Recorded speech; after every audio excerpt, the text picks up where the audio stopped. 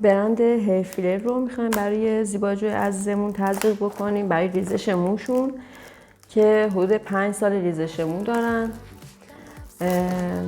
برند هرفیلر یکی از برندهای مزوی خوبمون هستش که علاوه بر این که موهایی که الان ضعیف شدن و ریزش دارن رو جلوگیری میکنه از ریزششون و همینطور موهایی هم که ریختن رو تا حدودی باعث رویش مجددشون میشه. این هم آنباکسش.